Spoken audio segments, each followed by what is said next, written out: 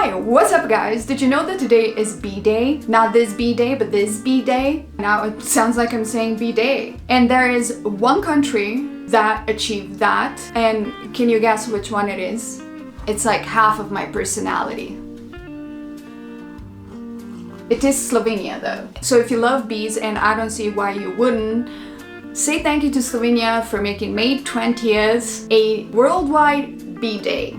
In fact, Slovenia is the world capital of beekeeping. And you can actually book yourself a hotel room in many places, and you will indeed be sleeping in the same room as bees, but more on that later. So let's see how today, May 20th, became a World Bee Day. So Slovenia proposed to the United Nations that May 20th should be labeled as World Bee Day because that was the birthday of Europe's first beekeeper, Anton Jansa, who was born in 1734. This proposal was approved in 2017, so it's still a fairly new thing. The way Anton was taking care of bees was so different and so revolutionary that his findings and his rituals were written in 2 books that to this day, nearly 300 years later, are still being used by modern beekeepers. But this goes so much further beyond just Slovenia and Anton Jansa.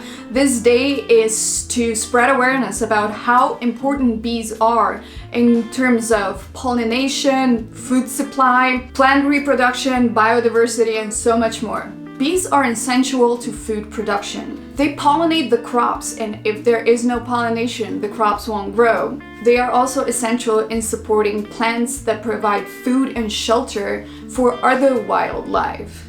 There was a group that in 2007 found that 87 crops use animal pollinators, compared to 28 that don't use them. Those 28 can survive without bees, but this 87 cannot, which means that if bees go extinct, the food supply would shorten drastically, the variety of food would also decrease significantly, and also the remaining food, the prices would definitely surge. So for example, avocados, onions, apples, several types of berries, they rely on bee pollination in order to grow. The reason why bees are endangered, widespread use of pesticides and climate change. For example, bees cannot thrive in very wet environments. So the more it rains, the less they can get done and the less pollination happens. Fun fact, bees contribute more to British economy than the royal family.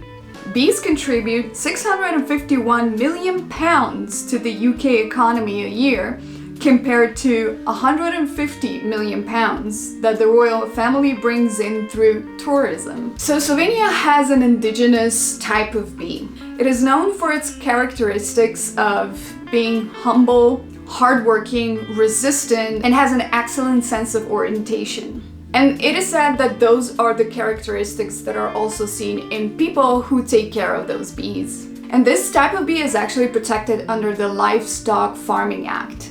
And Slovenia is officially a region in origin of this bee under European Union agreement, which means that everything is being done in order to preserve this bee, which is one of the reasons why Slovenia is a world capital of beekeeping. With just 2 million people in population, there are 5 beekeepers per every 1,000 people, 8 hives per every square kilometer. For example, in the UK, there's just 1. And more young people are taking up beekeeping, which means that through generations, it is still preserving. Slovenia is also an ideal environment because 60% of Slovenia is forest. It is a very green country, so it is a prime place for bees to exist in.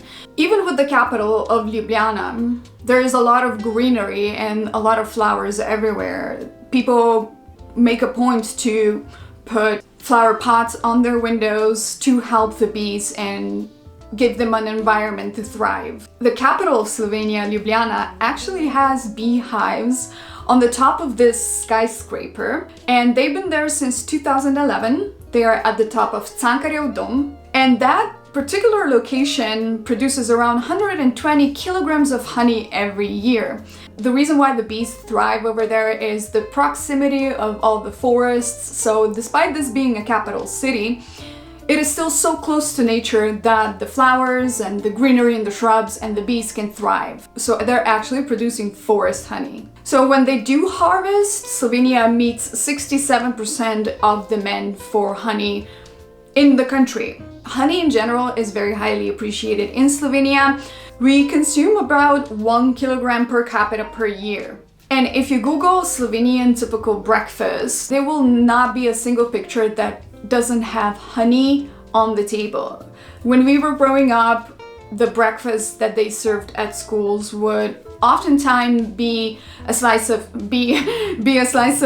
bread, butter, and honey. That was kind of our own version, I guess, of peanut butter and jam. That's what the peanut butter and jam sandwich reminds me of, but I think it cannot compare to butter and honey. And we also prefer to buy from beekeepers instead of mass-produced honey. There is an unwritten rule that if you do sell honey and if you do have bees, that you do not take more than 20% of the honey that the bees produce. That is extremely important because in mass production of honey, bees don't actually have a good quality of life. Bees only produce honey in the presence of queen bee, and in mass production of honey, people cut the wings of the queen bee so it sticks around, and then they remove the majority of the honey that the bees produce, and then they replace it with corn syrup or sugar substitutes in order to feed the bee, and those are significantly lower quality. I mean, you yourself, it's like putting corn syrup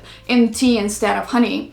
You are not gonna like it, and the benefits are gonna be non-existent, and that means that the bees are not thriving in mass production. That's why this unwritten rule of never taking more than 20% of production of the honey. Because bees, as much as they do produce it naturally, they produce it in order for them to be supported during cold months as a food source for themselves as well. So if you take that, what they produce for their own survival and their own well-being, essentially you are just exploiting the bees. Which is why it's very important that when you do buy honey, you go to a local farmer or a local beekeeper. Yes, it is going to cost a little bit more, but it's gonna be extremely high quality, and you are also supporting local. What is my favorite part is that the places where they have those bees are always so colorful and painted and nice to look at. As soon as I see it, it reminds me of Slovenia. There's something else that developed with the popularity of bees and honey in Slovenia. It's called Apitourism. And it's an alternative form of tourism that links the art of beekeeping with just generally the vibes of nature, the lives of bees, and what it means to be a beekeeper. If you want to take this one step further, you can also stay in a hotel where you're sleeping with bees. You will have beehives under your bed, and don't worry, they are not in the same room with you, just the hives, and they cannot escape from the hives, but it's a unique experience, and there's many hotels that offer such an experience, and they are normally designed in a cute way, even the bathrooms, the furniture. There will be a heavy emphasis on being one with nature, so those places will most likely have also garden area where you can hang out. They will be deep in the nature. Sounds like an amazing experience. I have never done it before because I just recently found out about it and I thought it was cool to share it, but I am definitely trying that at some point. There's even a place that has hotels and rooms shaped like a beehive. I think that's awesome. There are also lots of events on May 20th and during the month of May in Slovenia, which can tell you that this is strongly ingrained in Slovenian heritage and culture. You can also learn how to make candles. You can enjoy honey biscuits, honey tasting, honey wine, honey liquor. Like, you think of a product and honey will be in it. So if you're around or in Slovenia in May, be sure to check out an event dedicated to bees, and if you're not, you can help the bees by planting some flowers outside your window and, you know, just become aware of the symbiosis we live in. They are a very, very small animal, but extremely important, and hopefully this video helped you see things a different way if you haven't seen them yet, or gave you some new perspective or some new information. And if it did, don't forget to, you know, give it a little thumbs up and subscribe to the channel, you know, the usual YouTube stuff. And I'll see you in the next video. Bye!